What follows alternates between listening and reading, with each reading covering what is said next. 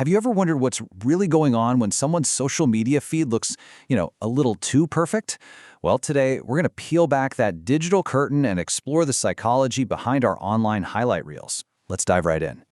You know the scene, right? It's this seemingly endless parade of success and happiness scrolling past your eyes.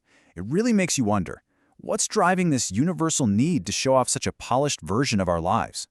Are we just sharing? Or is there something, I don't know, a little deeper at play here? Okay, so let's start with the first layer. And honestly, it's the most common explanation we all jump to. It's this deep-seated hunger for admiration. It's a really powerful human drive that goes by a very, very familiar name. Now check out how simple Bertrand Russell's definition is. He's not talking about hating other people. It's simpler than that. It's just this intense need for their admiration. And this frames narcissism less as some kind of monstrous trait and more as a powerful and a very human motivation. And wow, this quote it brilliantly illustrates the core problem. See, when the goal is just to be admired, then the admiration itself is the prize, not the actual person who's giving it. Genuine connection? Almost impossible, because the other person is basically just a mirror, reflecting back your own perceived greatness. Once you've won that prize, well, the game's over. So, this is the really crucial point. We have to separate this craving from healthy self-respect. True self-worth, that comes from the inside, from your passions, your achievements. But that narcissistic hunger for admiration, it's insatiable. Because it comes from a place of inner lack, a really deep lack of self-confidence that is constantly screaming for someone else to validate it. But that leads us to an even deeper question. What if the entire performance, all those perfect pictures, isn't a sign of strength at all? What if it's a desperate attempt to hide a profound weakness? This is where our second layer comes in, and believe me, it might just change how you see those perfect posts forever. So now we're diving into the fascinating work of the psychologist Alfred Adler. He came up with this pretty radical idea that a lot of our striving to be superior is actually just compensation. It's a way to cope with feeling less than. Adler called this the inferiority complex. And look, this isn't just feeling bad about yourself sometimes. No, it's a deep, persistent feeling of inadequacy that makes you believe you just can't handle life's challenges. So what does the mind do? It constructs a goal, appear superior no matter what it takes. You can see how this process becomes this powerful engine for our behavior, right? That feeling of being not good enough creates this intense drive to prove everyone wrong. The problem is, the drive isn't focused on actually becoming better, but on looking better. And what better stage is there for that kind of performance than our social media feeds? Oh, I love this quote from Adler. It's just such a perfect human analogy.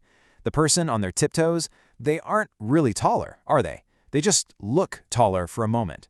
And in exactly the same way, that flashy post doesn't solve the underlying feeling of inferiority. It just hides it for a little while, both from other people and, maybe most importantly, from ourselves.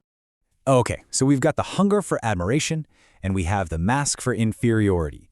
But there's one more psychological layer we really need to add to get the full picture. And this brings us to the work of Carl Jung and his concept of the social mask. Jung used the term persona, which comes from the Latin word for an actor's mask. And that's exactly what it is. It's the part of our personality we show to the world. Now, it's not necessarily fake. It's actually a really functional and necessary tool for navigating social life. We all have one. We all wear one. In the 21st century, let's be honest, there is no more carefully crafted persona than our social media profile.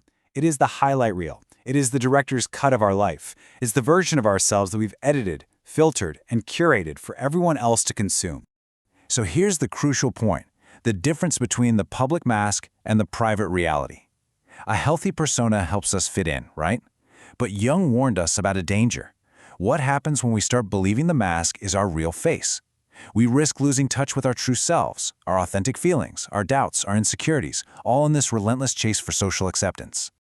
All right, let's bring these three powerful ideas together. When we look at that perfectly curated feed, we're not just looking at one thing, we're actually seeing this complex psychological tapestry at work. It's a quest for admiration, and it often stems from a lack of self-love. It's that tiptoe dance to hide feelings of inferiority. And it's the careful construction of a digital mask, our persona. When you see it this way, showing off online isn't just simple vanity.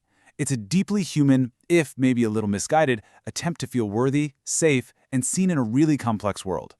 And that leaves us with one final and I think crucial question. And this isn't about judging other people, not at all.